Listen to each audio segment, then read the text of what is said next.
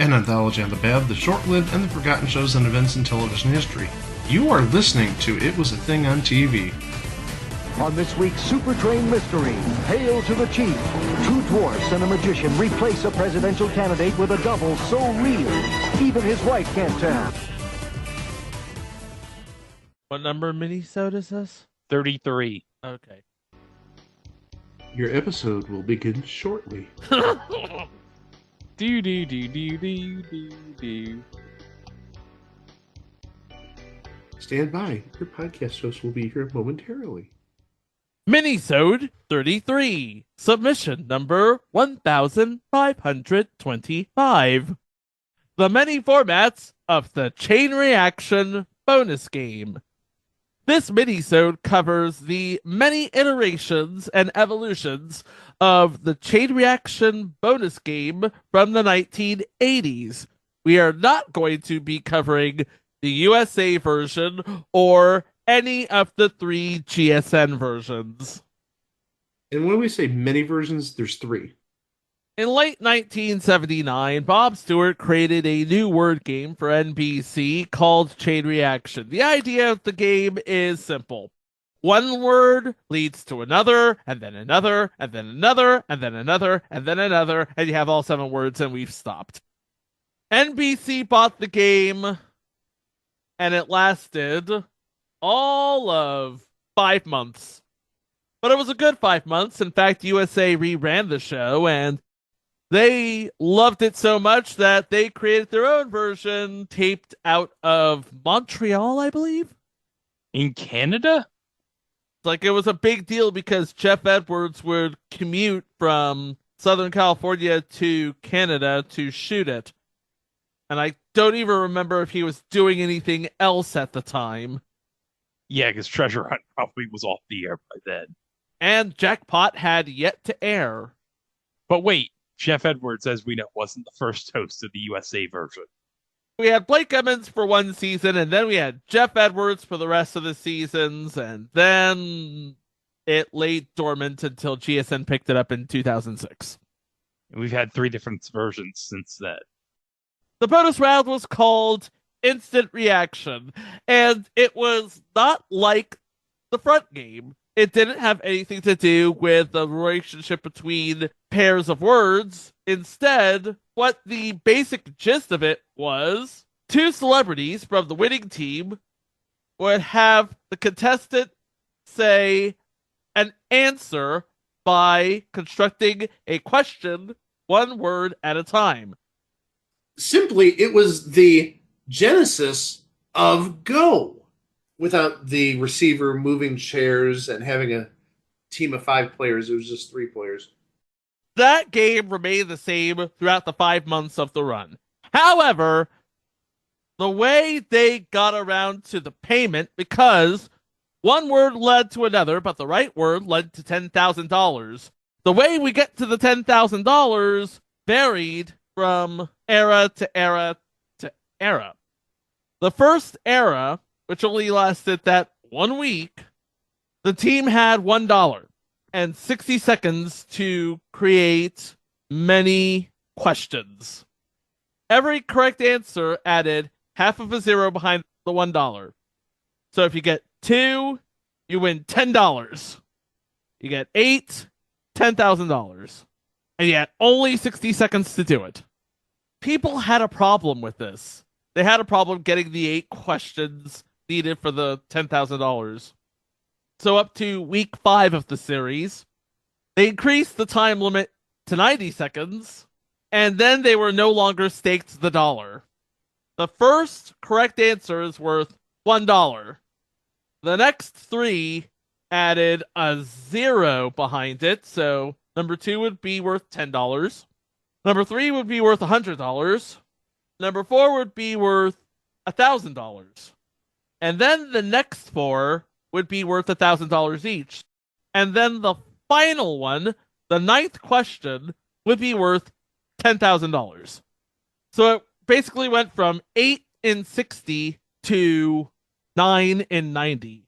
And this was supposed to be somehow easier.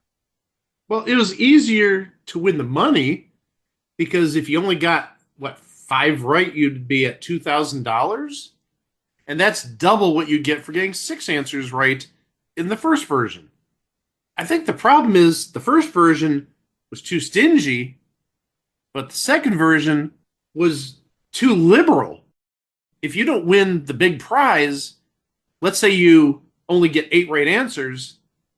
Oh, I'm sorry, you don't get the 10,000, but hey, here's $5,000.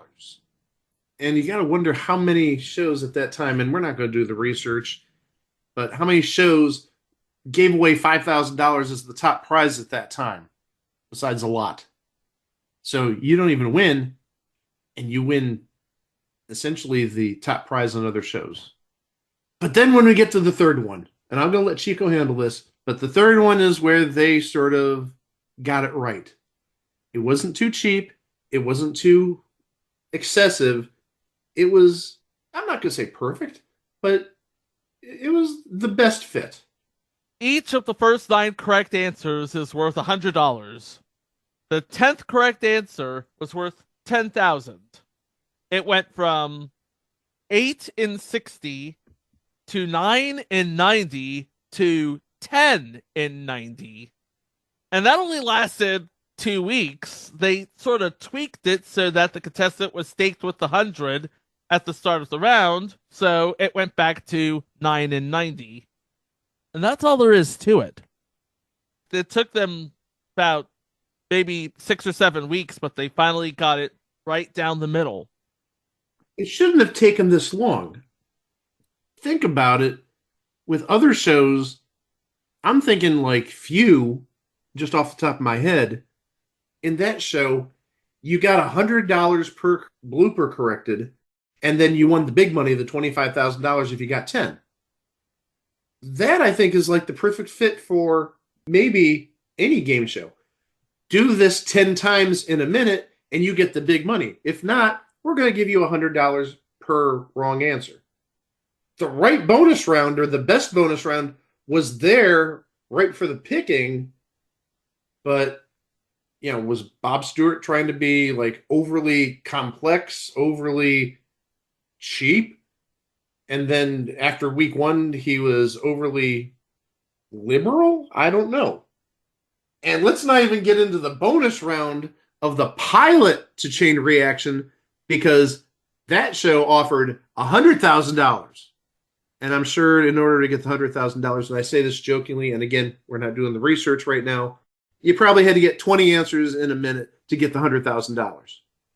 Plus, also, the reason we're talking about this, in case you didn't know, is that today, this is going to be released on the 14th of January. Today is the 45th anniversary of the premiere of the original Chain Reaction. And Greg, thank you to him for this, he thought this was an appropriate way to mark the occasion. So good on you, Greg.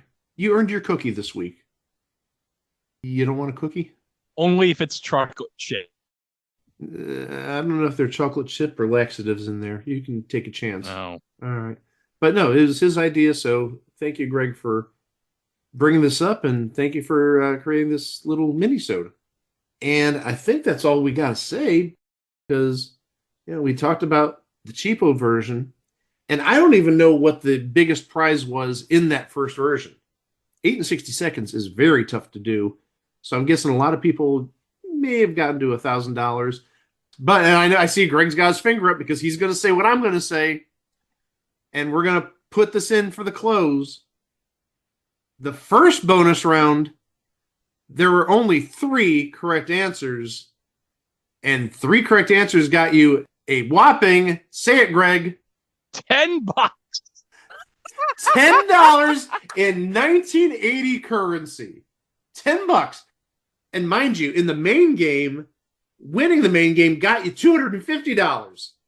So this person, first champ, after 1 game and 1 bonus round, had $260 to their name. Amazing. Now I actually want to know, and I doubt this happened, but did anybody ever get $1 on the bonus round? They only got 1 answer at most. Well, hold on. You know what they'd get if they got one answer in that first bonus round? What would it be, Cooney? Nothing! Absolutely nothing! Stupid! You're so stupid! No, the first bonus round, they get $1.